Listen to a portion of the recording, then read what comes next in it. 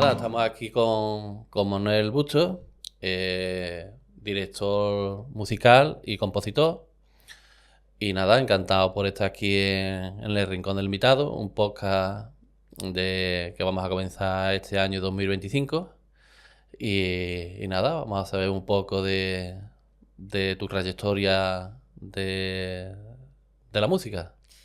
Bueno, nada, un placer y muchísimas gracias por esta invitación, que he visto que han venido ya aquí otros conocidos míos, así que especialmente agradecido por la invitación y creo que no hay mejor manera de empezar este 2025 y La, además aquí cerquita. la verdad que sí, estamos aquí en Los Palacios y nada, recientemente has sido también papá y ahora mismo pues, te estarás robando un poco de- del tiempo de cómo lleva esto lo de... Pues ahí voy. El otro día subí a Instagram un story donde aparecía la niña, porque es una niña, y una partitura, y ponía yo, viendo si se puede llevar el tema de la paternidad y la dirección de orquesta.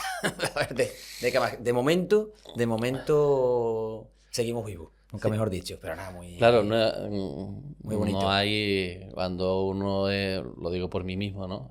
Cuando uno es papá no viene uno con un manual, ni el niño viene con un manual, ni todos los niños son iguales.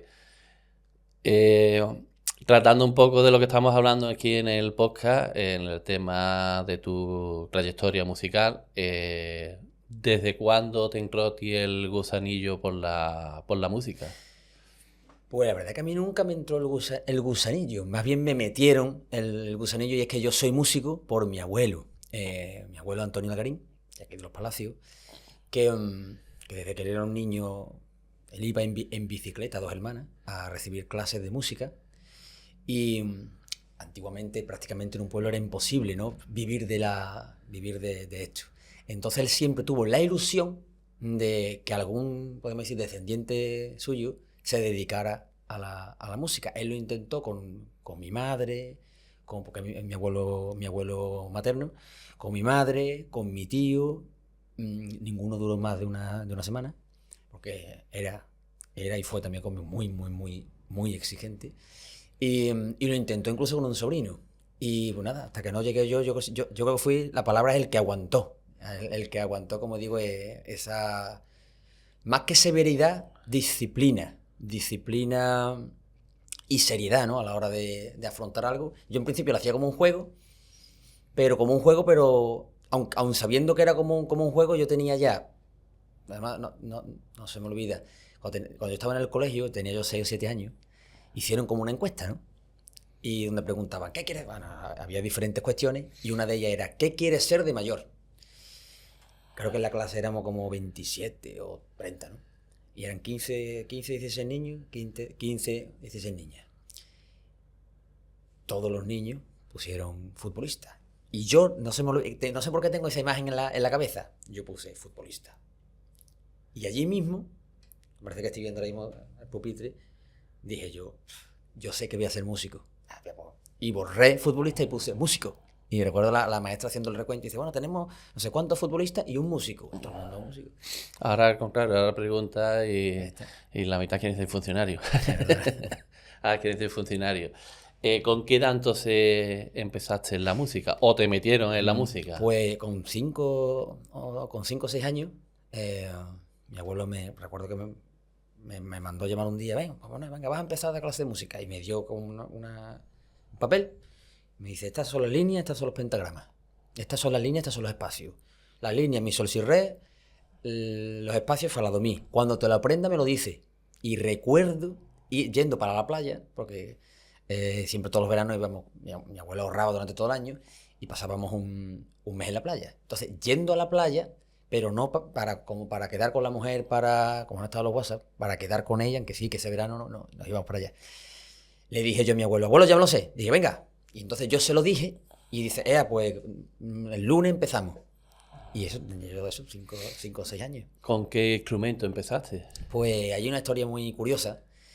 Y es que mi abuelo en principio, yo empecé a dar con mi abuelo solfeo. solfeo y más con el eslava, que ese libro ya no se estudiaba, un libro muy, muy, muy antiguo. Y claro, llegó un momento dado que yo no empecé con ningún instrumento. Hubo un momento donde mi abuela dice, pues vamos a ir al conservatorio para que tengas ya un profesor especialista del instrumento. Y él lo primero que me apuntó fue a piano, como segundo instrumento creo que era saxofón y tercero clarinete. Y aquello era porque mi abuelo había formado parte de la banda, él fue uno de los pocos, él y mi tío Tiburcio, de los pocos alumnos que fueron estudiaron también con Fernando Guerrero. Y son 3 instrumentos que él nunca tocó. Entonces él por eso lo puso en ese orden. Y cuando cuando vas al conservatorio, tienes 7 años, hay una prueba de actitud. Y él confiaba en un amigo, total, que esta persona se equivocó en el día que yo tenía que hacer esa prueba de actitud. Llegamos nosotros y dice, mira, aquí venimos. No, la prueba de piano fue ayer. Y mi abuelo, claro, ya tenía que esperar el año que viene. Entonces mi abuelo fue a hablar con el director. Esto no, hombre, hacer el favor, que este niño que está estudiando ya le lava por su cuenta, que tal, que sabe ya leer. Claro, yo tenía todos los días en mi casa 1 hora, 2 horas de clase como si fuera más que en el conservatorio. Primero porque era individual y porque el ritmo que llevaba mi abuelo yo no me daba cuenta, yo no sabía lo que hacía, Sí, no sabía si era fácil o difícil. Aparentemente. Para ti era un juego. Para mí era un juego. Y claro, casualmente, el director del conservatorio, 2 hermanas, había estudiado el eslava. Y dice, ¿cómo? Pero este niño con esta edad, pues yo creo que leía ya como las 7 claves, una cosa que en el conservatorio prácticamente no se llega ni a estudiar, ¿no? Porque prácticamente está incluso obsoleto, ¿no? Y dice, yo estudié el eslava, por aquí va. Bueno, tenemos que hacerle un hueco. Y dice, mira, lo único que te podemos dar es el saxofón, que viene ahora la prueba de actitud. Y dice, venga, entra. Y ahí viene una de las cosas importantes. Porque, como digo yo, es muy importante, yo tenía a mi abuelo, pero es muy importante con quien estudia. Yo tuve la suerte de estudiar saxofón, que empecé con un maestro, que me llama Alfonso Romero, que es de Utrera, que aparte de ser gran saxofonista, es un gran compositor. Y recuerdo, él se dio cuenta en las primeras clases que yo era muy disciplinado, no yo, mi abuelo, yo siempre lo digo, yo no era de estos que estudiaban, yo estudiaba como lo decía mi abuelo. Tenía la disciplina que mi abuelo me decía. Y iba al horario que mi abuelo me decía, no por iniciativa propia, yo lo hacía sin rechitar y lo hacía porque quería, pero porque me decía, porque tenía que cumplir. Tenías una persona detrás. Entonces se dio cuenta, entonces yo recuerdo que desde el primer año, cuando a ti te dicen, tú vas bien, tal, sigue así, si no te desvías, ¿no? Como se suele decir, ¿no? Si va bien, tú puedes vivir de esto. Y dice, pero te recuerdo una cosa, la carrera de un artista empieza cuando terminas de estudiar en el conservatorio. Ahí es donde tú tienes que demostrar lo que es la carrera de verdad. ¿Qué es lo que puedes aportar tú a esto? Hasta entonces estás estudiando. Es decir, no sea como mucho que termina y ahí quedó el músico.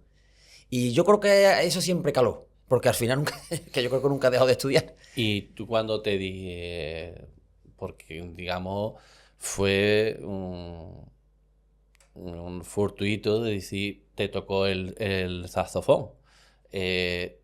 ¿Tú tenías en mente ese instrumento No. o te daba igual? Me da igual. Yo comprendo cuando la gente empieza y dice, no, es que a mi niño esto le gusta, aquello no le gusta. Yo sé que hay niños que le gusta tal instrumento. Y le gusta el instrumento. Y tiene que ser ese, y no le gusta otro. Pero en mi caso, hay veces que yo digo, deja que el niño descubra este instrumento. Si no puede ser el otro, que lo descubra. En mi caso, este instrumento. ¿Por qué? Porque, no sé, eso es como una comida o como una persona cuando la conoce. A lo mejor de entrada, tú ves a alguien por primera vez y dices, ay, esta persona que es feilla, ¿verdad? La semana siguiente la ves de nuevo y dices, pues mira, ya no es tan fea, ¿verdad? Y hay gente que ha terminado casado con esa persona, ¿verdad? Sí. A todos se aprende a cogerle el gusto, nunca mejor dicho. ¿A día de hoy sigues tocando el saxo? Prácticamente. ¿Lo tienes abandonado? Sí, prácticamente, sí. Y entonces, a la hora de querer dedicarte a la dirección, a lo que es director musical, ¿cuándo comienzas? Pues yo siempre he dicho, cada vez que muchas veces en la tele, ¿no? Directores de orquesta, dice, y la mayoría dice, no, yo de pequeño, es más, yo es que recuerdo, claro, yo iba muy bien de pequeño porque mi abuelo era muy disciplinado, repito. Entonces, claro, el arte es muy subjetivo, pero esfuerzo igual a resultado. Entonces, cuando yo he tenido alumnos, tengo alumnos, digo, mira, hay una parte que sí es matemática, ¿no? Después hay una parte que están los tocados por el que tienen esa capacidad de emocionar, ¿no? Pero ese es el último grado, pero hasta ese punto todo se puede aprender, todo es esfuerzo, todo es trabajo, ¿no? Hasta ese último grado. Entonces, claro, toda esa primera parte, que en un niño al principio es técnica, por decirlo de alguna manera, siempre iba muy bien. ¿Qué es lo que ocurre? Al ir muy bien, todo el mundo, claro, la imagen de la sociedad, hoy, a día de hoy, el director es el que como el maestro, ¿no? El que tiene más valor social, ¿no? Para la propia sociedad, todo el mundo. ¿Tú qué quieres ser director de orquesta? Me preguntaba, ¿no? Pues yo con 11, 12, 13 años, 14 años. Y yo siempre decía, no. A mí no me interesaba. No.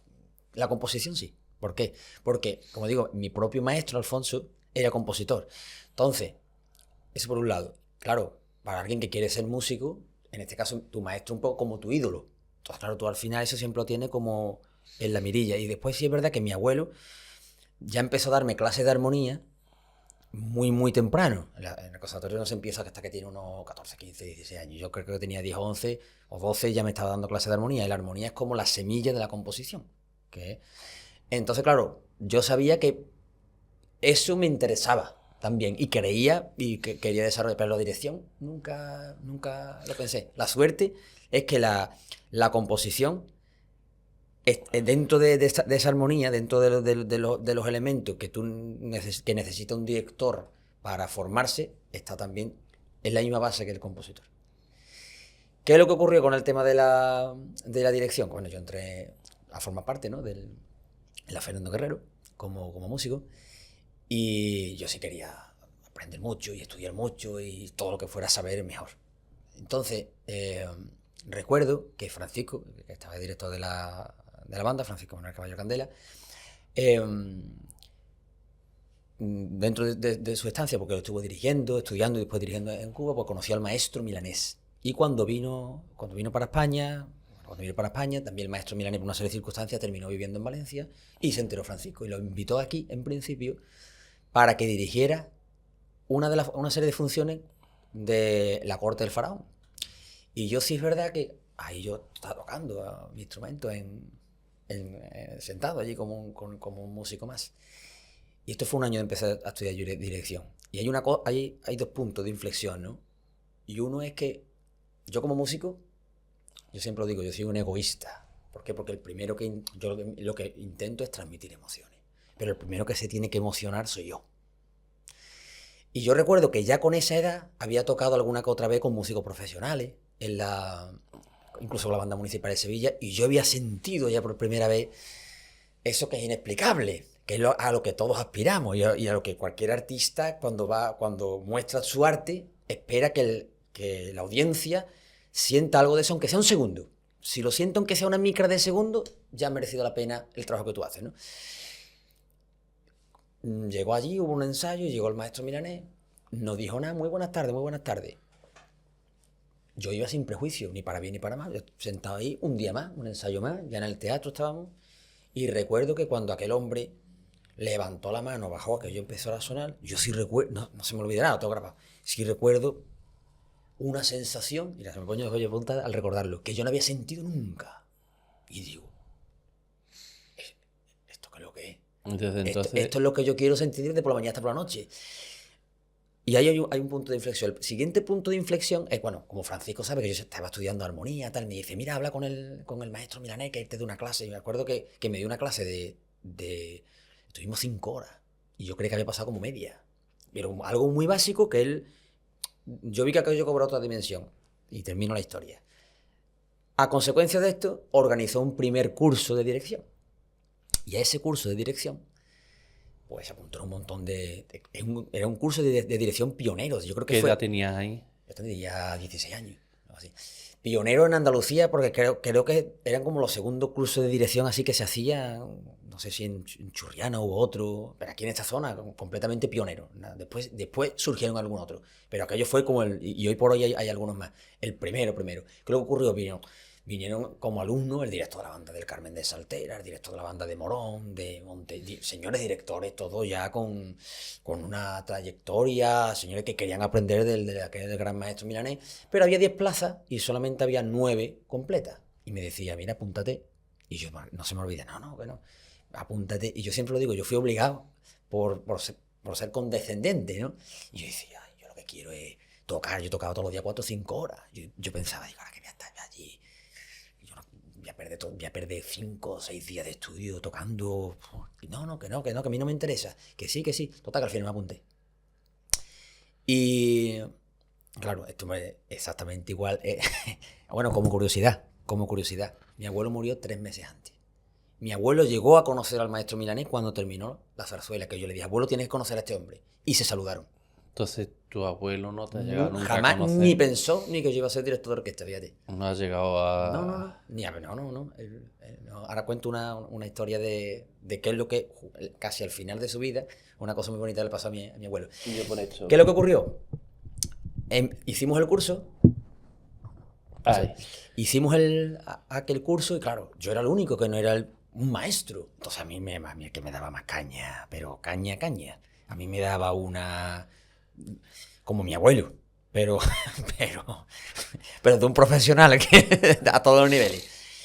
Y claro, sí es verdad que, bueno, hice aquello, a mí no se me olvida nada, allí 5 horas por la mañana, allí moviendo las manos, y yo te juro que yo pensaba, aquí perdiendo el tiempo, porque aquí no, esto no va a ningún lado. Esto no es para mí. Pero sí es verdad que cuando llegó la hora de ponerse a hacer las prácticas, cuando yo levanté la batuta, bajé la batuta, también sentí algo diferente. Digo, aquí...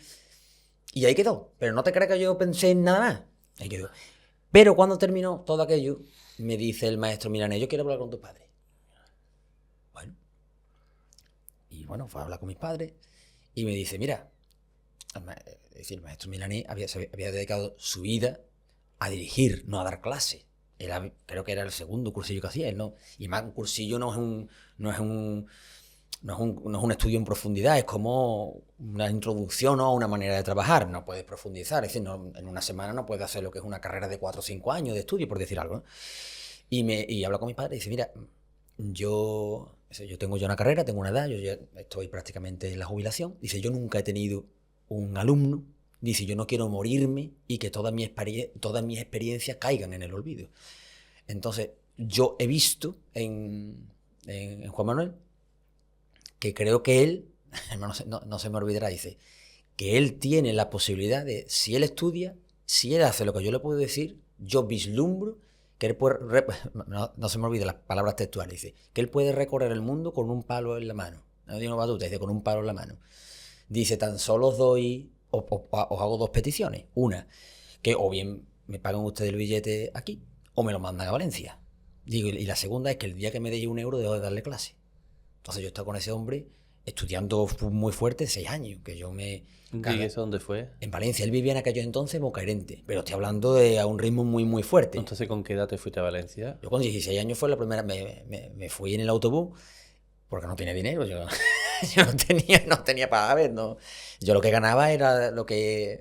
Una familia humilde, como todas las de los palacios, ¿no?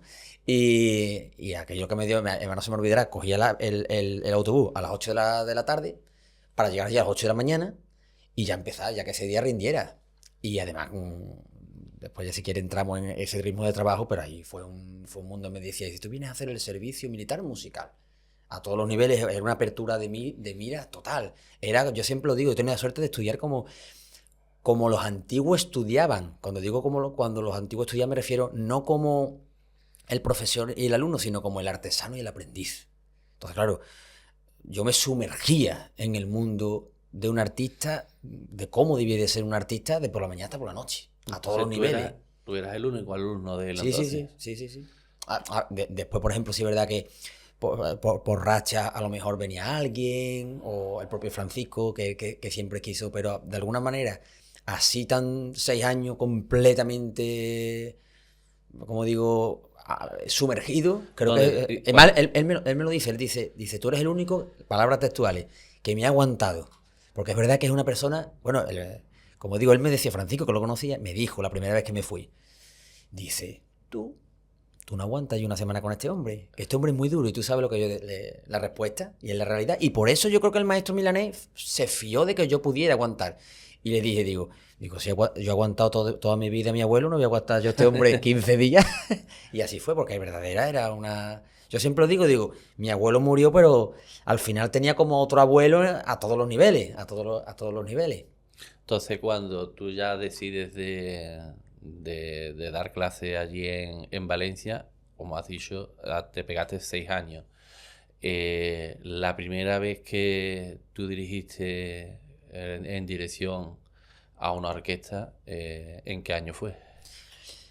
Pues sí, sinceramente no me acuerdo. Imagino que será en esos primeros años, alguna de las primeras oportunidades que surgieron en algún cursillo, porque ya después cuando ya sentamos una base sólida, sí me dijo, ahora ve y coge detalle, ¿no? De estilo, de estética. Entonces ahí ya después estuve estudiando en Italia, en la Academia Quillana, donde han estudiado tantos grandes, después también en Suiza o en Inglaterra. Pero sí es verdad que es lo que me decía lo que yo siento. Yo ahí he ido, aunque en el currículum viste mucho, yo he cogido el detalle, un detalle increíble, porque es un detalle súper específico, pero no deja de ser el detalle. Y como curiosidad, cada vez que yo me he movido y he trabajado, he tenido la suerte de trabajar de asistente de grandísimos directores de los que he aprendido muchísimo, del oficio, el mundo de la ópera. En un momento dado siempre ha surgido, bueno, tal, maestro, yo aquí veo tal, y siempre ha surgido de, bueno, ¿y tú cómo sabes eso? Y digo, no, es que eso lo aprendí con el maestro mío, y ese hombre, ¿quién es? Porque todo el mundo se sorprende, es la suerte del destino, ¿no? Que te dan personas así. Y por terminar lo de antes, y yo me fui allí a estudiar, pero yo el primero que no creía en mí, yo me fié de él. Yo siempre lo he dicho, igual que en su momento me fié de mi abuelo, yo no sabía qué hacía, pues con el tema de la dirección yo me fié de este hombre. Él dice que yo sirvo para esto. Yo en aquel momento no me lo creía. Yo recuerdo los primeros días que yo estaba allí como completamente descontextualizado, yo haciendo, como digo, los ejercicios tal, y las cosas primeras que me decía, y aquello no me lo creía ni yo. Yo seguía pensando, yo lo que tenía que estar estudiando, claro que cada vez que me iba allí, 15 días, yo seguía estudiando aquí la carrera de instrumento. Yo dejaba 15 días de estudiar y después había que recuperar, había que estudiar doble. Entonces... Y entonces el día que por primera vez estás como director, ¿tú lo recuerdas? Como digo, no lo recuerdo porque es verdad que por suerte, creo que por suerte, la carrera bueno, la vida por donde me ha ido llevando, he pasado por tantos sitios, porque justo después, al año y medio, 2 años, me llevaron para dirigir el coro Lux Aeterna, que es un coro de voces blancas. Claro, yo de coro ni idea. Pues lo primero que hice fue, bueno, me voy a estudiar dirección de coro al Conservatorio Superior de Sevilla, porque claro, yo de esto tengo que saber. Es la mentalidad de cuando termina, esto nunca se termina. Me fui a estudiar dirección de coro. Justo después, la banda, a una serie de circunstancias, termino de director de la banda. Después la escolanía, otra serie de circunstancias, termino de director musical de la escolanía. A raíz de ahí, claro, la escolanía ya entro en el mundo de la ópera, que yo lo veía desde lejos y era desconocido. Claro, ahí entro de lleno en el mundo de la ópera. ¿Qué es lo que ocurre? Entrar de lleno significa ponerte las pilas a mucho nivel. Después también aparece el mundo de la danza. En ese intermedio, yo seguía estudiando composición, que la composición no es que si hubiera verdad, yo seguía formándome. Empiezo a hacer los primeros, las primeras composiciones, entre comillas, de cierta, una mínima relevancia, ¿no? Y como yo seguía con la formación, en una de esas, por una serie de circunstancias, termino de director de asistente de Cristóbal Soler en el Teatro La Zarzuela. Pues otro paso más en otra vertiente. Entonces, a partir de ahí, es como una masa que yo siempre lo digo. A mí la vida me ha ido llevando por los sitios. Yo cada vez que se abierto un hueco, si a través de ese hueco yo podía transmitir emoción, enriquecerme, y yo creía que podía aportar algo, he ido entrando. Y si no sabía, me he formado. En la trayectoria tuya la trayectoria musical, de todos los sitios, lugares que has viajado, ¿dónde te ha costado más trabajo? Es que más que costarme, es más trabajo. Te voy a decir una anécdota, ¿no? Me acuerdo que la primera vez que dirigí en Kishinev, Claro, eso es un mundo, Europa del Este, rusófono en parte, medio rusófono, medio rumano. Recuerdo que llego a la orquesta, no sé si estaba dirigiendo en el Teatro de Ópera, no recuerdo si era Aida o Traviata de Verdi.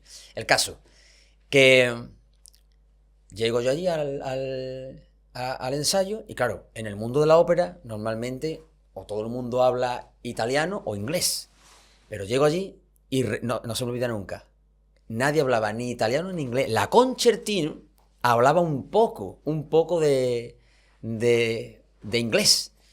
Entonces, claro, aquello fue lo más complejo para yo hacerme entender. El idioma. Transmitir lo que yo quería decir, hermano. Y además no se me olvida, recuerdo que un ensayo, eso sí fue Aida, lo que no sé fue la primera vez, porque ahí fui varias veces. Había un dueto entre Aida y el padre de Aida, ¿no? Entonces, la persona que hacía, el barítono que hacía, el padre de Aida, es ni inglés, ni italiano, ni nada. Entonces, claro, bueno, yo si te fijas, yo gesticulo bastante, ¿no? Pues imagínate tú allí explicándole a aquel hombre yo los sentimientos que yo veía, lo que yo quisiera que hiciera, en una partitura que estaba en italiano, yo cantándole, que yo no canto bien, pero las emociones las transmito bien, yo entono, como digo yo.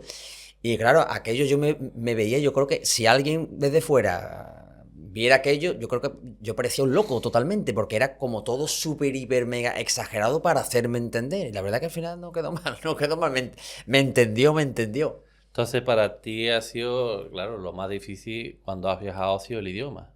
En este caso, en otros casos tampoco, porque casi todo el mundo o habla inglés, o habla italiano, o medio inglés, medio italiano, más o menos pues solo de idioma que más manejo. Cuando estás delante de una orquesta es una responsabilidad bastante grande de que todo salga bien, ¿no? Porque todo eso cae el peso del director, ¿no?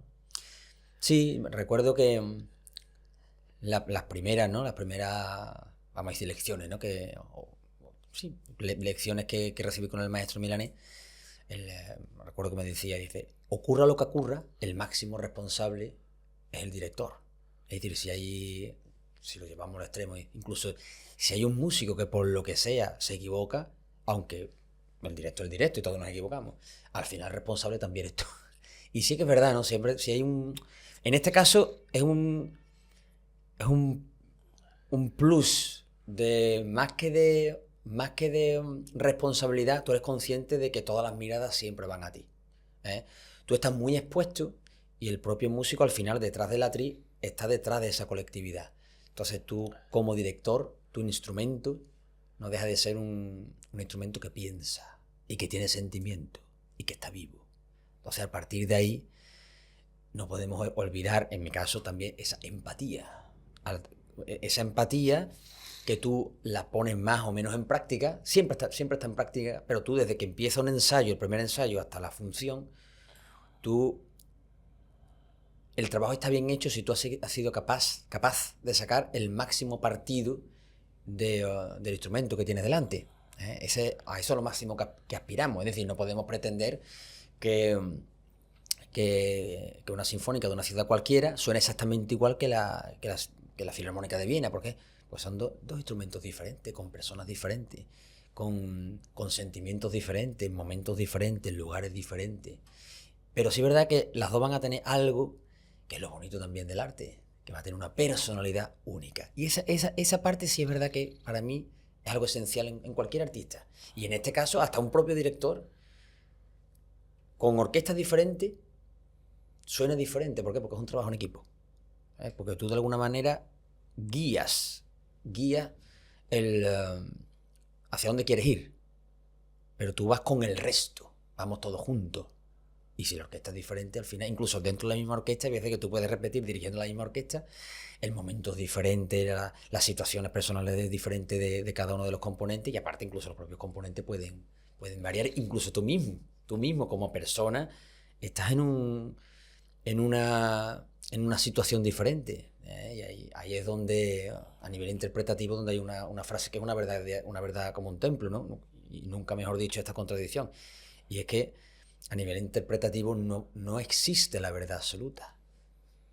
Entonces, desde la ignorancia, para los que nos estén viendo, ¿cuál es el cometido del director? Pues mira, es una pregunta muy interesante. A mí siempre me gusta comparar con una poesía.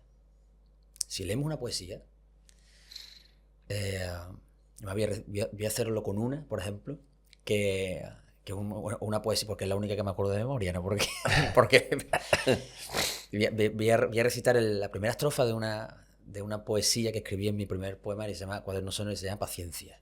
Y dice: amiga, que en el pasado te escondes y me dejas solo, desamparado, como un cualquiera abandonado, lleno de prisas y a su suerte.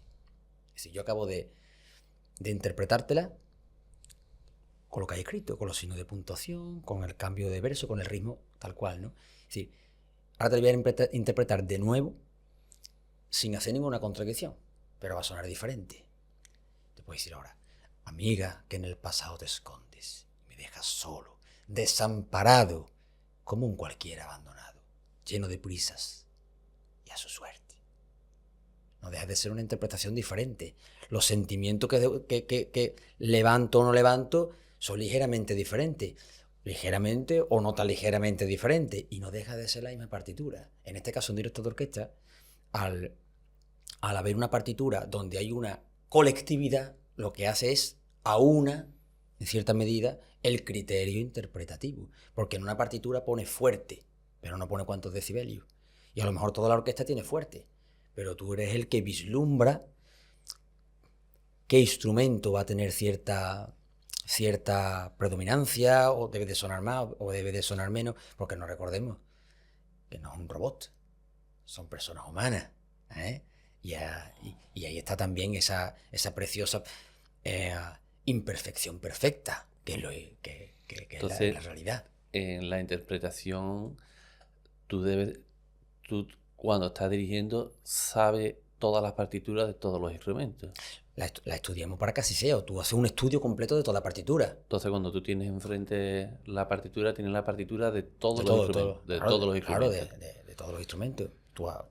El trabajo ideal, digo ideal porque hay veces que me ha ocurrido de llamarte de un día para otro para dirigir tal. Entonces tú en un día estudias el máximo posible, como si un director o un músico, un director especialmente, tiene que tener la capacidad, ¿no?, de estudiarse la partitura en 1 hora o en 2 años o 3 años profundizando en esa misma partitura. Entonces, en unas circunstancias normales, tú tienes que tener tiempo, o has estudiado la partitura en profundidad, la has analizado para ver, porque como yo lo digo, una partitura está toda ahí.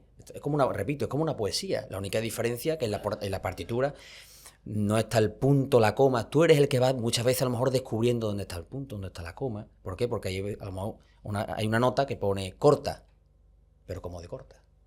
¿Cuánto de corta? ¿Y el músico se adapta bien a un nuevo director? Eso normalmente ellos tienen la preparación, me atrevo a decir, subconsciente, porque en ninguna orquesta, o creo que nadie aprende a cómo hay que seguir un director. Tú trabajas con el subconsciente, ¿no? Con la psicología subconsciente a nivel gestual, y después también a nivel verbal, a nivel psicológico. Es muy importante como de alguna forma, en mi caso yo soy de los que intenta que todos, que no imponer, sino entre comillas, convencer. ¿Para qué? Para que todos vayamos de alguna forma a una, ¿no? Con un criterio. Después hay muchísimas circunstancias. No es lo mismo un concierto sinfónico que a lo mejor una ópera, donde a lo mejor hay unas dificultades en el escenario con los cantantes, que a lo mejor para los músicos de la orquesta no son tal. Y hay veces que tú tienes que de alguna forma ver a quién necesita más de tu ayuda, o qué necesitas potenciar algo más. O por ejemplo un ballet, la propia danza. Yo que he trabajado también tanto con danza. Hay veces que hay una serie de circunstancias donde el objeto artístico final requiere una serie de condiciones musicales que a lo mejor no son tan cómodas para la orquesta, pero en el escenario la danza lo requiere. Entonces ahí está el criterio del director para valorar y en definitiva pues ajustar para que al final en definitiva el producto artístico sea lo más de la mayor calidad posible y lo más importante, a mi juicio, que emocionalmente, que como mensaje artístico cale de la mayor manera posible en el público. ¿Quién elige los músicos de una orquesta? Normalmente la propia orquesta funciona como una institución, por decirlo de alguna manera, con una serie donde hay una jerarquía muy bien elaborada a través de los años, que de alguna forma está muy consolidada, muy consolidada. Es como un barco, una orquesta en parte es como Cuando hay un barco. solo, ¿quién elige de hacer solo? A eso me refiero. Normalmente en una orquesta hay una serie de instrumentistas que tienen el rol de, imagínate, trompeta solista, o violines primero, o violines segundo, son puestos específicos, o dentro de los violines tiene el puesto de concertino, que es como la mano derecha del director, o el que queda siempre como el que lleva la orquesta, ¿no? Después del director, por decirlo de alguna manera. Sin mentar a nadie, porque no vamos a mentar a nadie. Perdón. ¿Te ha llegado a tocar una vez un músico para hacer un solo que no ha sido de tu agrado? Yo he tenido suerte con los solistas, ¿no? Pero sí es verdad que hay en determinadas partes del mundo donde puedes encontrar a un músico con mayor calidad o más gusto o con un gusto más cercano al tuyo y otras veces no. Entonces tú lo que intentas es acercarte lo más posible a tu ideal. Y ahí, dentro de esa tirilla floja, que normalmente suele ser condescendiente, pues tú al final te lo arrima lo más posible, no con un músico solamente, sino con los propios cantantes de ópera, un determinado personaje. Yo soy de los directores, el otro día hubo una entrevista de Muti que dice, antiguamente el director era director y concertador, en concertatore, que en italiano. Dice, hoy por hoy los directores no conciertan, y en parte es verdad, son, en general, no son, no siempre, ¿no? El director, a lo mejor, hoy por hoy, los más jóvenes profundizan a la hora de trabajar con los cantantes, la propia teatralidad. A mí me gusta una frase que me gusta mucho utilizar, es la teatralidad vocal. Es decir, que yo siempre digo que me gusta que el teatro se oiga en la propia voz, que quiere decir a nivel teatral. Yo soy de los que sí, que se mete en ese mundo porque creo que al final es un todo. Es decir, la ópera es una obra de arte total, el director como máximo responsable, a priori de esa puesta en escena, tiene que estar en principio en todo y tiene que tratar de unificar todo. Eso no significa hacer lo que él diga porque sí, sino de alguna manera ensamblar todas las partes. En ese sentido no tiene que estar más remedio en tú también vislumbrar, porque claro, si la partitura pone piano, ¿ese piano qué significa? Piano que con tristeza, sin tristeza, y más una voz. Hay muchísimos matices que suenan, que si se le da un determinado carácter, suena de una manera o de otra. Y al final son factores emocionales. Yo como músico no me puedo quedar simplemente, no, piano. No, es que soy músico, es piano. Piano sí, pero piano es, para los que no entiendan, suave, ¿no? Suave sí, pero ese suave, ¿qué más? Suave, ¿qué quiere decir tú con ese suave? ¿Qué quiere decir? ¿Ese hombre está triste? ¿Está sufriendo? ¿No está sufriendo? ¿Es nostalgia? ¿Es melancolía? ¿Es rabia? ¿Qué es lo que quiere decir? Entonces ahí sí, lo mismo, imagínate, yo veo que ese piano es un sufrimiento. A lo mejor el que tengo enfrente lo ve como que no, que él no está sufriendo, que sí que está sufriendo, pero que ya está de alguna manera, él odia la vida y está lleno de ira y de rabia. Entonces ahí es donde está el diálogo para al final que haya un producto total. Que haya un producto total y no haya arista donde haya varias interpretaciones que parece que estamos viendo dos obras a la vez. Debe de ser una. Y ahí es un trabajo psicológico impresionante también. ¿Te has llegado a tocar alguna vez una estrellita en el mundo de la música que dice por este camino y dice que es por este camino nada más? Sí, pero yo, como digo, ese proyecto no he tenido, hasta el día de hoy no me he encontrado, he trabajado con gente también muy importante, pero no he tenido esa, vamos a decir, mala suerte, ¿vale? Por decirlo de alguna manera. Claro. Y no por nada, porque cuando uno va, es decir, tú, desde que empiezas a trabajar con personas, ¿no? Pues tú vas viendo, hay personas que necesitan de ti X, vamos a decir, X rapporto, dice lo italiano, X que le sumes de tal manera, y hay otro que te das cuenta que es por otro sitio por donde tú tienes que ir. Entonces esa es la labor también, pues trabajamos con personas, con personas que tienen sentimiento y que piensan. Entonces tú siempre tratas de qué manera acercarte a esta persona. Suena muy frío, pero la realidad no es frío, al revés, creo que es tan cálido que es la Sí, verdad. sí. Y estoy seguro que la otra persona contigo es exactamente igual, va viendo a ver tú por dónde vas. Si tú eres alguien que va con ganas de destructiva de aquí lo que va es lo que yo digo y yo soy el dios del mundo, que hay muchos así, No has no es mi tenido... caso. Pero bueno, ahí es verdad que imagino que habrá un análisis mutuo y al final, como digo, en ese aspecto no he tenido mala suerte. Sobre una orquesta sin el director, ¿puedes llegar a ejecutar una pieza? En principio sí, lo ideal es que a no ser que sea algo muy complejo rítmicamente, ¿O va como pollo sin cabeza? no, ¿Va? no, como digo, lo normal, una orquesta buena, no estoy hablando de orquestas hiper mega, una orquesta buena, cualquiera de las orquestas profesionales españolas, perfectamente debería de poder tocar repertorio, voy a decir clásico, sin director. ¿Qué es lo que ocurre? El director aúna mucho más ese criterio, acelera ese producto final y estoy seguro que personaliza mucho más y potencia mucho más en la palabra lo que la partitura quiere decir. De todo que has estado viajando, algo que te haya marcado, de todos los viajes que has hecho, a nivel musical, claro, porque he estado viendo la biografía y has recorrido medio mundo. Sí, así, más que marcado, recuerdo una anécdota muy bonita, ¿no? Las primeras veces, las primeras óperas que dirigí yo fue Rigoletto, la Ópera Nacional de Tirana. Y recuerdo que creo que me cogió allí Navidad, de una fecha así muy marcada. Y recuerdo que quedamos una noche para cenar en los que éramos de fuera, que era prácticamente todos los cantantes principales. Y, y recuerdo de las cosas bonitas, ¿no? que te da este trabajo, ¿no? Recuerdo al final de la cena, recuerdo que había un tenor de Kirguistán, y entonces el tenor de Kirguistán se acordaba en esos días, ¿no? de su patria y empezó a cantar una canción popular tradicional de Kirguistán.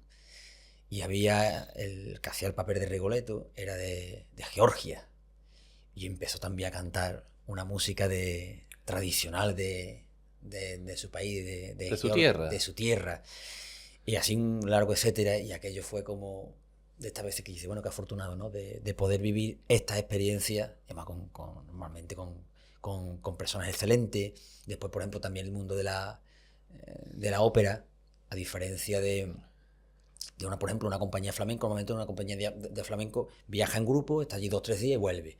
Yo al final, cuando viajo, al final de alguna manera, en cierta medida te estableces allí y al final estás con gente de allí o gente que no...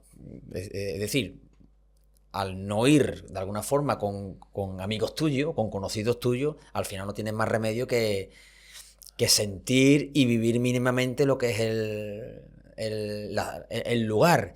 Y eso es lo que más enriquece, la verdad. En ese sentido, por ejemplo, la primera vez que fui a Taiwán, por ejemplo, que para mí fue un universo completamente nuevo, además que fui justo después del COVID. Claro que yo al ir solo, pues al final no tiene más remedio que zambullirte en la sociedad, en la forma de cómo piensan ellos, de cómo es el día a día también de ellos. Eso es lo bonito también de este tipo de De trabajo. todos los lugares, teatro y eso, ¿cuál ha sido el que más te ha impresionado? Más que impresionado, mira, más que impresionado, bueno, por ejemplo, como digo, la Ópera Nacional de Taipei es increíble. Es increíble, ¿no? Es un teatro inmenso. Pero sí es verdad que hay algo muy especial y viene al hilo de mi abuelo. Y es que por ejemplo, cuando mi abuelo era gran amante de la zarzuela. Por eso yo creo que después, al final, mi vida después se encaminó por el mundo del flamenco, que a priori no tiene nada que ver, pero ahí hay siempre un nexo de unión que es la música española, ¿no? Que ahí está. Y luego tiene que ver con eso de que desde pequeño mi abuelo siempre oía zarzuela. Y la primera vez que yo dirigí en el Teatro de la Zarzuela fue muy emotivo, porque como digo, mi abuelo jamás imaginó, ni yo nunca aspiré ni a ser director siquiera. Imagínate cuando me vi yo en ese teatro con la Orquesta de la Comunidad de Madrid Y además, o después, ¿no? Que estuve también posteriormente dirigiendo el Ballet Nacional también allí. No sé, son situaciones que tú la imaginabas, pero creías imposible, o ni imaginabas, ¿no? Y en este sentido, tan relacionado con lo personal, en este caso con mi abuelo, pues sí es verdad que son momentos especiales. Entonces, una hora antes de hacer un concierto, descríbeme un poco más o menos lo que es una hora antes de salir. Yo no sé una hora antes, pero sí es verdad que cuando uno va a hacer algo, mm, yo personalmente soy de los que me pongo, como es natural, algo nervioso. No lo exteriorizo tanto, pero sí es verdad que me pongo algo nervioso. Y eso, como me dijo una vez también un maestro que me preguntó, ¿estás nervioso antes de hacer uno de los primeros conciertos? Digo, sí. Digo, ¿eso es bueno o malo? Digo, pues yo pensé, digo, esto tiene truco. Dice, no, eso es bueno. Digo, ¿por qué? Digo, que si estás nervioso significa que te importa lo que vas a hacer. Si no te importara, te diera igual, a lo mejor no estaba nervioso. Es verdad. Entonces siempre hay un punto de nervio donde tú siempre dices, ¿para qué me dedicaría yo en ese momento, no? Que suele ser siempre también intimidad y demás. Pero después yo no soy de los que... A mí me gusta estar con la gente. No soy de estos que se encierran en el camerino y no quiere... ¿Saben? Sí es verdad que hay unos minutos, pero minutos antes donde yo sí, de alguna forma, quiero que ese momento sea único. Porque es lo bonito, ¿no? Que tiene el arte, ¿no? Y en este sentido, tú de alguna manera... Hay algo, podemos decir, algo metafísico que no sé si lo hay, pero tú intentas buscarlo, ¿no? Para que ese momento sea único, como te he dicho antes. El primero para mí. Yo busco ese pellizco, ¿no? Que dicen los flamencos. Yo me busco en mí ese pellizco para intentar provocárselo a los demás y que eso llegue al público, ¿no? Entonces ahí uno de alguna forma intenta entrar mínimamente en ese aura, pero antes yo, como digo, como soy de los palacios, nosotros, la gente dice que aquí somos muy humildes. Yo más que humilde en esta zona lo que somos muy naturales, ¿verdad? Somos muy naturales. Entonces yo creo que no busco más allá, no... Yo huyo de la mitificación a todos los niveles. Creo que todos los mitos son mitos cuando se ven a cierta distancia y pasa el tiempo. En su momento fueron personas normales y corrientes. La verdad que sí. De toda la trayectoria musical, porque has estado en varios tipos de música, has estado comentando el flamenco, el estilo que más te marca a ti o que más te gusta. Más que marcarme, mira, esta pregunta que tú me has dicho, alguna que otra vez me la han hecho de otra manera. Me voy a auto hacer una pregunta. Todo el mundo dice, bueno, ¿cuál es la obra que tú más te sientes, más identificado, ¿no? Que parecido a lo que tú me has dicho. En ese sentido, yo soy de los que me meto dentro de la obra que tengo entre manos en ese momento. E intento formar parte de ella, vivirla y creer en ella. Entonces, normalmente, hay veces, para que te voy a engañar, voy a empezar, mira, ahora no te voy a decir el título, porque no es público todavía, pero ahora mismo estoy estudiando una partitura. Que yo recuerdo que cuando la vi la primera vez, digo, bueno, está bien, pero tampoco...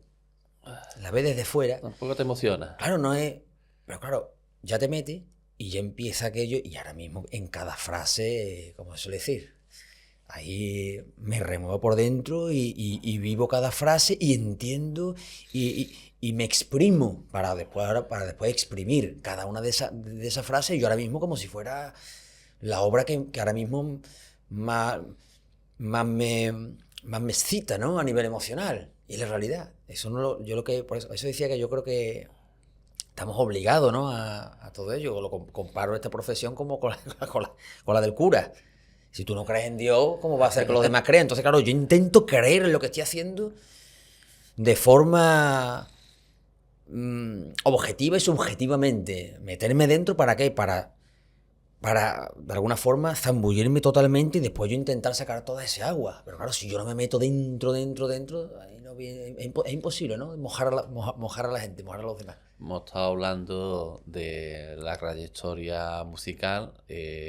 No recuerdo la fecha, pero te dieron un premio en Radio Nacional de España. Uh-huh. ¿Tú te esperabas ese premio? Pues la verdad que no. Ese es un premio, el premio Ojo Crítico Ojo Crítico de 2024. Ha sido hace muy poco, creo que fue en noviembre. Ojo Crítico de 2024 de música clásica. no me lo esperaba para nada. Y aún menos lo que han valorado. Porque tú muy bien dices, sí, yo ahora mismo desarrollo una carrera en paralelo, tanto como director como compositor. Yo personalmente nunca he conocido a nadie en vida que haya desarrollado las dos carreras a la vez. Para mí es una cosa utópica y que yo cuando estaba estudiando yo imaginaba que en algún momento una de las dos se caerían. Y extrañamente pues no se han caído, la verdad, afortunadamente para mí y desafortunadamente para las olas de sueño porque claro, al final te exige el doble trabajo, es decir, ahí no El nadie. día a día tuyo cuando tú te levantas por la mañana. Yo me levanto, yo Yo me levanto como el que va a trabajar, entre comillas, no, como digo, no, como te he dicho antes, yo no creo en los mitos ni en el mundo este bohemio. Yo me levanto, recuerdo Esther, mi pareja, mi mujer, ella trabaja en una asesoría de ingeniería y ella a las 8 está trabajando. Bueno, ahora no, con el tema de la niña, no. Entonces, claro, yo antes de irme a vivir con ella, yo no recuerdo, vamos, yo empezaba diariamente a trabajar a las 9. Entonces, desde que ella empezaba a las 8, digo, bueno, yo, ¿por qué voy a empezar más tarde? Entonces, el problema es que yo empiezo a las 8 con ella, el problema es que ella termina su jornada y llega a la hora que llegue, y yo, si no estoy de viaje, yo sí es verdad que son las 10 de la noche y sigo. Y hay veces que a lo mejor esas últimas 2 horas, no, mira, vamos a ver una película o algo, ¿no? Cuando estoy por aquí. Pues siempre, si estoy componiendo, siempre hay. Estaba viendo la película, pero yo tengo el ordenador maquetando la partitura para mandárselo a la editorial, o a lo mejor es una partitura nueva que estoy estudiando y entonces estoy haciendo un pequeño análisis, contando compases. Al final siempre dura. Y sí es verdad que para mí no, en ese aspecto tampoco tengo. El domingo para mí es un día normal. Pero a lo mejor porque gajes del oficio, cualquier instrumentista estudia de lunes a domingo. Es decir, un instrumentista cuando estudia su instrumento no es, espérate que hoy es domingo. Eso no, o cuando yo tocaba en todo sitio, como digo, como de músico he tocado en todo sitio como saxofonista, el músico cuando aparece es cuando la gente descansa, ¿eh? En los pueblos, en las fiestas, en general. En ese aspecto, pues al final yo me agarré del día a día de cualquier obrero, ¿eh? Me lo apropié también a la hora de trabajar, pero después también tengo el resto del horario de cualquier artista que trasnochando, en mi caso estudiando, o a veces también ensayando, depende del festival en cuestión. Pero al final no tienes hora, ¿no? Entre comillas, que eres como un autónomo, nunca descansa, pues literalmente. Hemos estado hablando de tu trayectoria como. Que me queda en blanco. Eh, nada, hemos estado hablando de tu trayectoria como director musical, pero también tienes una parte que es de compositor. Y vamos a hablar un poquito de lo que es la composición. ¿El día a día tuyo tienes algún sitio en concreto para componer? ¿Tienes, digamos, una manía o tienes un lugar preferido para componer? Pues en principio no, sí es verdad que la, la composición, al final la famosa inspiración te tiene que coger trabajando, indudablemente. En ese aspecto para nada soy maniático. Sí es verdad que esa primera idea, para mí es esa famosa primera idea, ahí es donde está el artista. El resto, para mí, es el artesano, que también hay una parte de artista en ese artesano. Y esa primera idea, o cuando estás escribiendo, ¿no? Y no termina de solucionar un problema creativo. Sí es verdad que a mí lo único que me funciona es, de alguna forma, dejarle espacio a la mente para que imagine. A partir de ahí sí es verdad que, claro, en momento, cuando estoy dirigiendo, esa parte, ¿no?, en la que tiene que surgir la idea, cuesta más trabajo. ¿Por qué? Porque tiene tu mente en otros problemas. Entonces es verdad que la imaginación, la creatividad, suele venir en momentos con mayor frecuencia, momentos de calma. ¿Por qué? Porque tú ayudas a tu cerebro, por ejemplo, cuando voy a correr. Yo no es que yo corra mucho, pero hago algo de ejercicio, muy poco, ¿eh? Bueno, que nadie imagine que, Todo que, está igual que que yo. corro mucho. Yo 4 o 5 kilómetros no paso. Pero sí es verdad que cuando salgo, si tengo algo entre manos, mi cabeza empieza como a buscar soluciones, si son de una partitura o si es a nivel más bien estructural o a nivel creativo. Sin yo pedirle que piense, el propio cerebro empieza a imaginar. Y si no tengo nada entre manos, le temo, porque ya me estoy inventando. Yo sé lo que si no tengo nada, me lo invento, como se suele decir.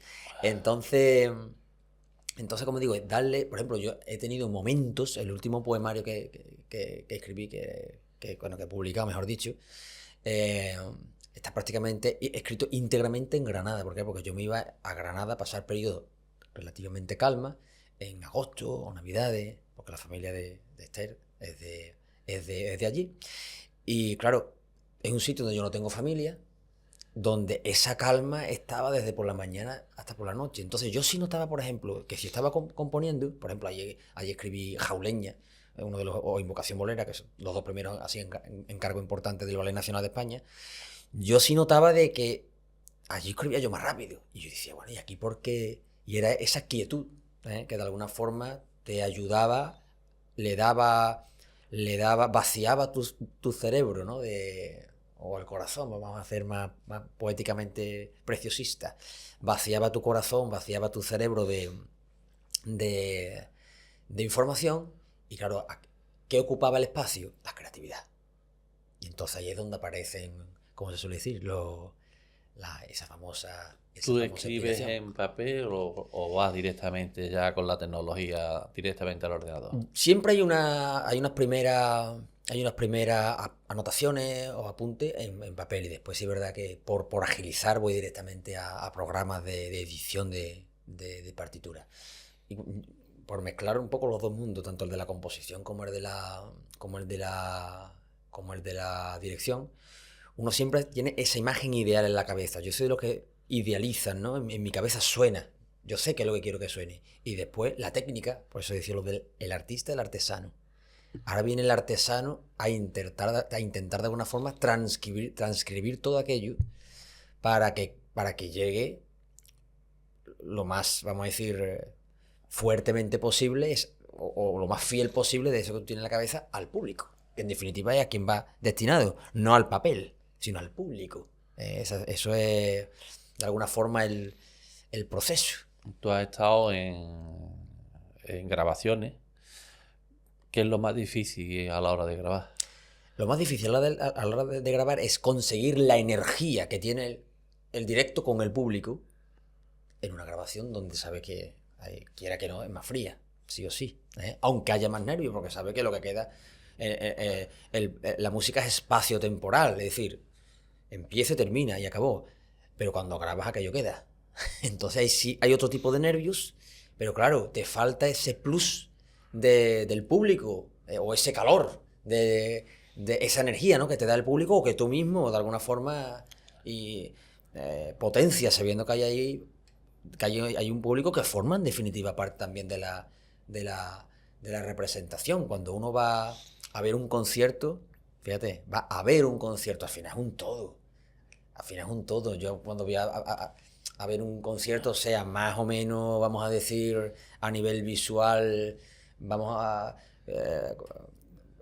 más o menos, vamos a decir, llamativo, pero al final debe de ser un todo, debe de estar todo cuidado. Hasta cuando parece que no está cuidado, tiene que parecer que no está cuidado para, de alguna forma, generar una imagen, porque si no, cerraríamos los ojos a la hora de ir a ver un concierto. Sin embargo, nadie lo cierra. O lo puede cerrar momentáneamente porque te ayuda. Pero al final son todo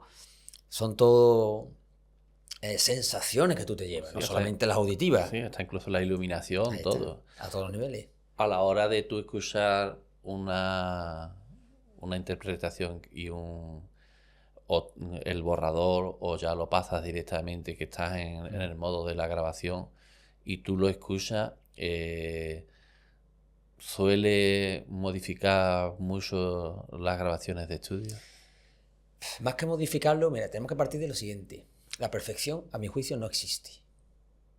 Entonces, no ponemos es que sería inhumano, porque el ser humano de por sí es imperfecto, y eso es lo bonito. Eso es lo bonito del propio ser humano y de todo lo que el ser humano toca, en definitiva. Entonces, a partir de ahí, uno decide qué grado de imperfección puede dejar para que no deje de sonar humano. Porque de lo contrario sonaría, vamos a decir, demasiado artificial. Sí, demasiado robótico. Demasiado robótico. Yo siempre lo digo, muchas de las voces que hoy por hoy me gustan son voces, en definitiva, que no son impecables. Al revés, tienen una determinada suciedad. Comentamos antes, salió el tema de Sabina. Sabina, si lo comparamos con otros cantantes, bueno, es que para nada. Es decir, técnicamente podemos decir que no tiene una voz, sin embargo, Tiene tiene un una toque característica personal que ha gustado. que hace que sea único. Que sea único. Y eso para mí es importante, sí, en el sentido de un artista puede ser más o menos imperfecto, todo lo que queramos, pero hay una cosa que no puede nunca perder, que es la personalidad. Eso es lo que nos hace únicos, irrepetible, no solamente a los artistas, a las personas también. Aparte de ya todo lo que hemos estado hablando, Manuel Busto, ¿qué música suele escuchar cuando tiene tiempo libre? Pues mira, Manuel Busto es raro que escuche música en el sentido de como siempre estoy trabajando con la música, pues normalmente no suelo escuchar porque habitualmente estoy metido de ella. Pero sí es verdad que, que normalmente si hay discos en el coche, ¿no? O cuando voy a algún sitio, los que más suelen estar son de flamenco. Fíjate. El flamenco. De flamenco. Y esa es de alguna forma una... No por nada, porque creo que y por eso de alguna forma forma parte de... Es una de las cosas que sí es iniciativa propia que forme parte, ¿no? de mi vida, y es una cosa un poco de lo que también ponían en valor, ¿no? Ese premio, ¿no? Que comentaban antes los críticos, ¿no? Y me ha hecho especial ilusión, ¿no? De que haya una palabra para el flamenco dentro en la descripción, ¿no? De lo que yo hago, dentro del apartado ojo crítico de música clásica, algo que aparentemente es tan diferente, pues me hace especial ilusión. ¿Por qué? Porque yo vi en el flamenco algo que es lo que yo busco cuando hago música clásica, y es lo que creo que en su momento Mozart, en todo el mundo quería de alguna forma mostrar a los demás, y el flamenco tiene una capacidad increíble de generar emociones, increíble. Es decir, todas las emociones por las que puede pasar el ser humano, el flamenco tiene una serie de códigos, y mientras mejor sea el artista, pues más se potencia todos esos códigos, de darte con gran rotundidad la alegría. Pero tú me estás hablando del flamenco puro y duro. No, de cualquier flamenco. O... Del flamenco, con todas sus variantes, pero digo, depende, la propuesta pues será más o menos exagerado, de darte claramente la alegría, de darte claramente el lamento, de darte claramente la rabia, de darte... Tiene en su raíz todo eso, que luego ocurre, evidentemente, sus diferentes variaciones actuales, ya sean contemporáneas o tradicionales, pero desde la actualidad, pues van hacia un sitio o hacia otro, ¿no? Pero lo tiene ahí. Claramente te lo quiere mostrar tanto como tú quieras. ¿Qué es lo que ocurre? Sí es verdad que a diferencia que del público de la música clásica de hoy, el gran público, cuando va a una sala de concierto, a nivel general, a diferencia de ese mismo público cuando va a una sala de cine, normalmente ese público cuando va a una sala de cine no va a ver normalmente una película que haya visto. Normalmente no. Sin embargo, sí es verdad que por una serie de circunstancias históricas que no vamos a entrar, el gran público que va a una sala de concierto a ver la Sinfónica de Sevilla o lo de Viena, lo que quiere oír es lo que ya conoce. Y repite. Ahí está, ¿sí o no? Porque es lo que ya conoce. Es curioso, ¿no? Es curioso esa diferenciación de... Y en este caso incluso no de público, sino el mismo público. El mismo público. Hablando de cine, una película que te haya marcado. Más que marcado... Que te haya gustado, que te haya... La Milla Verde, por ejemplo, siempre me llamó la atención, porque está en ese punto, ¿no? Entre fantasía y realidad. Os digo fantasía y realidad porque trata un tema, ¿no? Que es muy real, sin embargo es un poco lorquiano en ese aspecto, ¿no? Tiene esa variante espiritual, un poco como Bodas de Sangre, que va a la cruda realidad, sin embargo después tiene ese universo, ¿no? En ese acto o en ese cuadro intermedio, cuando aparece la luna, la personificada, ese bosque de troncos, esos leñadores, es un poco, que en definitiva es lo bonito también, ¿no? Cuando va la gente a ver una obra, ¿no? Cinematográfica basada, ¿no? En un hecho real, y ve que hay algo que no es exactamente igual que la realidad, y dice, ay, es que esto está diferente, es que no deja de ser un un desarrollo artificial. Y decía, está la mano también del artista, no es una obra documental. Entonces hay una serie de variaciones que, por lo que sea, al director de cine, iba a decir libretista, al director de cine, al guionista, al que sea, le ha interesado potenciar o variar esto. ¿Para qué? Para mostrarte otra cosa, por el sentido del espectáculo, por el sentido de enfatizar tal, pues algo... Cuando has viajado por ahí, ¿qué has echado de menos de la comida que tenemos aquí en Andalucía? Yo que tengo, de pequeño no tenía buen pico, pero después con el tiempo he aprendido a tener ¿Pero has echado buen pico. algo de menos? Como digo, en todo el mundo echa de menos su tierra, pero fíjate, yo sí la he hecho, que yo nunca ni siquiera ni me imaginé la casa, lo que es el hogar, tenerlo fuera de aquí. Que todo el mundo que me ve me dice, bueno, ¿y tú por qué no estás en no sé dónde? ¿Tú por qué estás en no sé cuánto? Y todo tiene una explicación. Yo estuve una vez, conocí a un director finlandés. Este director finlandés lo conocí, creo que dirigiendo la Sinfónica de Sevilla, y después coincidí con él por la Sinfónica Nacional. Y le digo, maestro, yo siempre he tenido curiosidad, como no vengo de familia de artistas consolidada, cada vez que yo me he tapado con grandes maestros, yo tenía una curiosidad de ver no solamente al gran artista, sino cómo estos artistas, de alguna forma, llevaban la vida personal. Porque, como te he dicho a ti, yo no soy ningún bohemio, ni quiero crear de mí ningún mito. Yo soy una persona normal y corriente que en definitiva, en el ambiente en el que me he criado y en el que vivo, en el que estoy más cómodo y soy feliz. Y nunca he tenido la necesidad de cambiar aquello, ¿no? Entonces siempre pregunto por el día a día de ellos, si tienen familia, si no tienen, cómo llevan. Y le pregunté, ¿usted dónde vive? Y dice, pues mira, yo vivo en el pueblo donde yo nací, de toda la vida, a 300 kilómetros de Helsinki, que es el aeropuerto más cercano. Y ahí dije yo recuerdo que ahí estaba trabajando bastante en Madrid. Y casi medio vivía aquí, medio en Madrid. Y aparte los viajes, ¿no? Y ahí estaba que si me iba, que si no me iba. Y ahí pensé yo, digo, que este hombre vive en Helsinki, a 300 kilómetros de Helsinki, y yo, que en aquellos entonces me enteré que había un montón de cantantes de ópera que estaban viniendo a vivir a Málaga, y hay un montón de movimientos de artistas que se venían a esta zona de aquí. Digo, y yo que vivo aquí, que aquí un pedazo de clima, se come bien, es donde tengo yo aquí a mi gente, nunca mejor dicho, donde yo estoy a gusto, y yo no vivía aquí, que estoy al lado de Sevilla, que cojo la Villa en Madrid, o donde se va a coger los vuelos. Digo, ya lo tengo claro, digo yo, que de aquí no me muevo. Y ahí decidí que yo de aquí no me movía. Y aquí estoy. ¿Y te has quedado aquí? ¿Cuál ha sido el tiempo que más has estado fuera? Por lo menos 2 o 3 meses, una vez que estuve, creo que fueron como 2 o 3 meses en Ámsterdam. En Ámsterdam. Después al final, hay veces que está más tiempo, pero viene, pero sin venir, creo que fueron como 2 meses que estuve en Ámsterdam. Haciendo una producción de Ultrovatore, porque Ámsterdam tenía una... Estuve 2 veces en Ámsterdam. Una estuve sin venir y la otra no tuve más remedio que andar yendo y viniendo.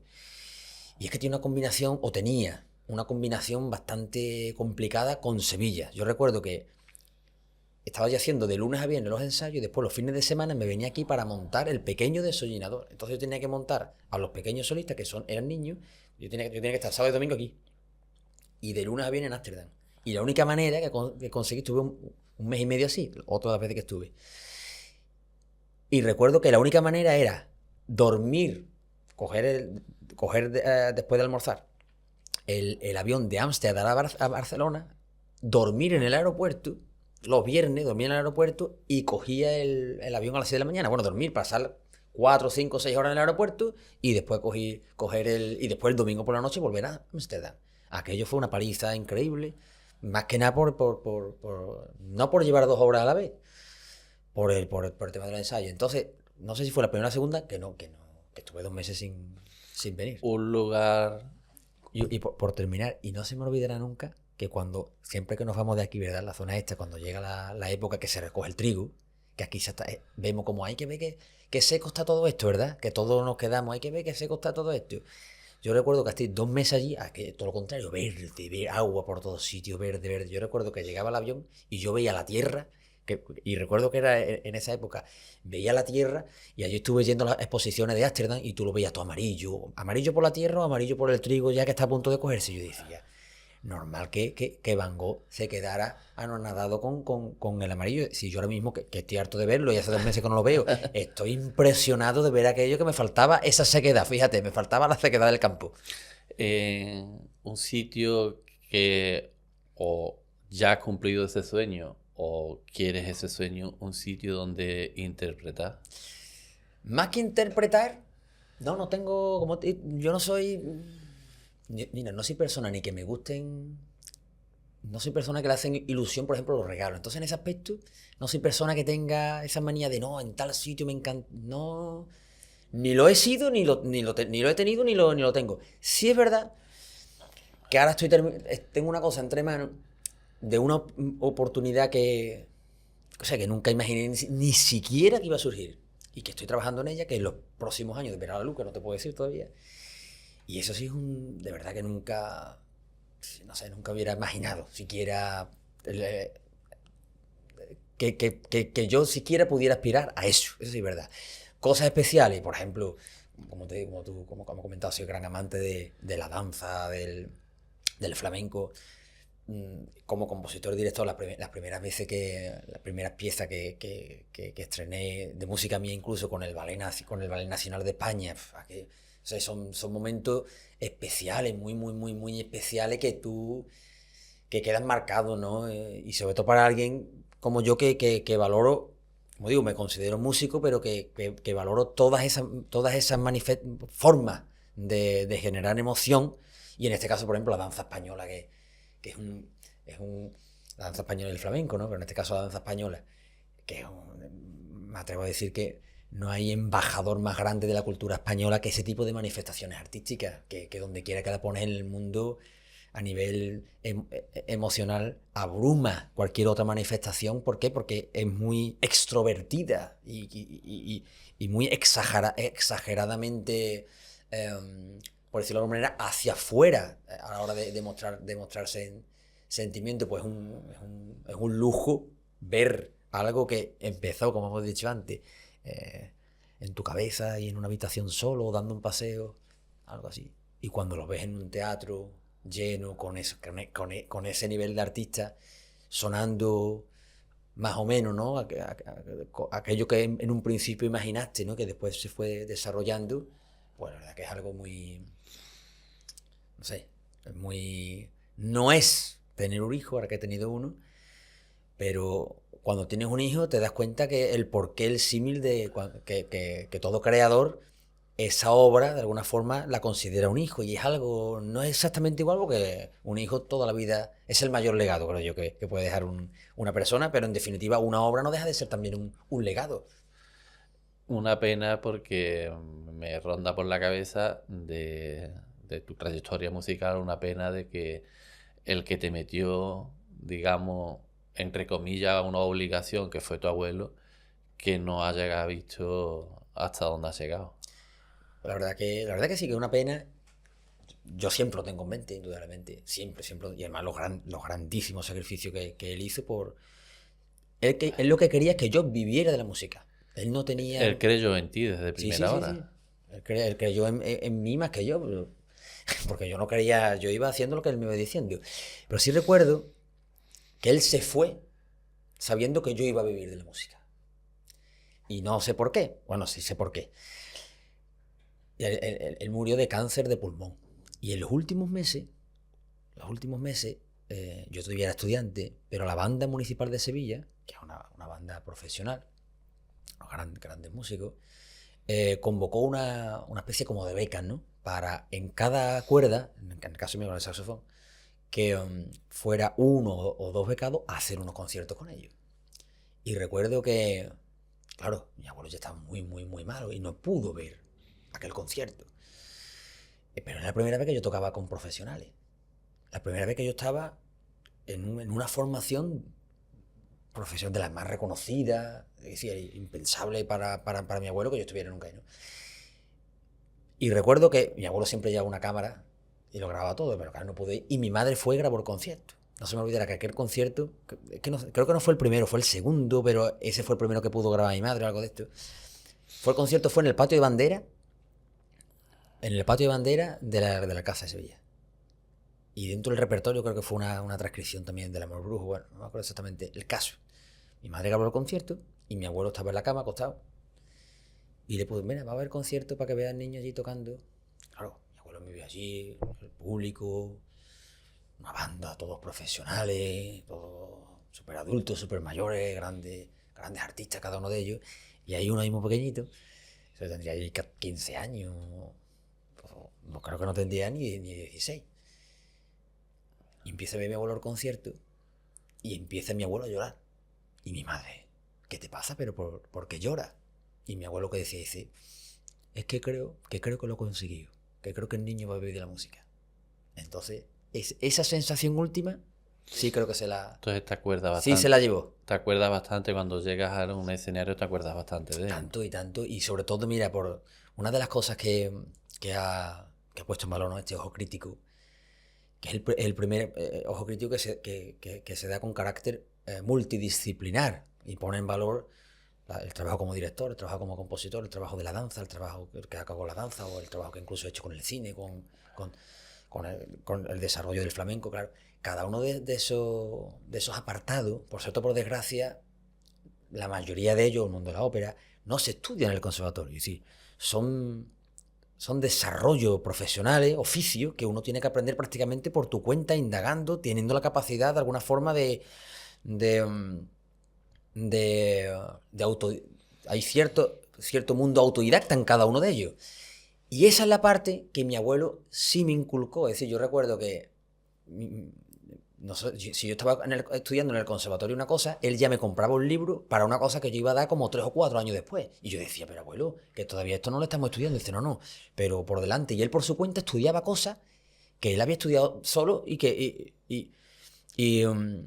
no habíamos dado ni en el conservatorio. Y no se me olvidará nunca también que, claro, al final aquello te cala.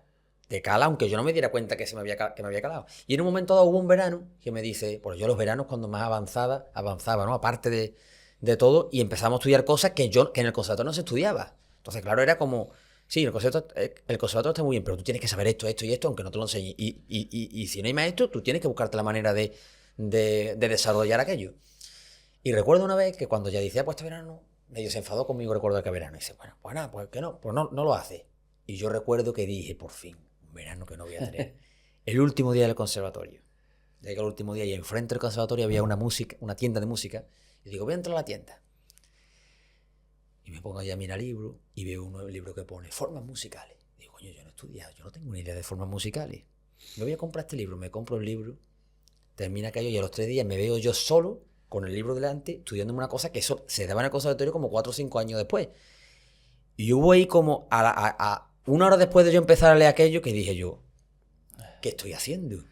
Y lo que estaba haciendo es, por mi cuenta, profundizando en un mundo que al final, como digo, gracias a esa semilla, que en definitiva es lo que a mi abuelo había empujado, gracias a esa semilla, pues de alguna forma he tenido, imagino, ¿no? la capacidad de por mi cuenta no temerle, y ya no temerle, sino de no estar subyugado a tener siempre a alguien que te diga, no, por aquí, sino por tu cuenta, pues que de esto no sé.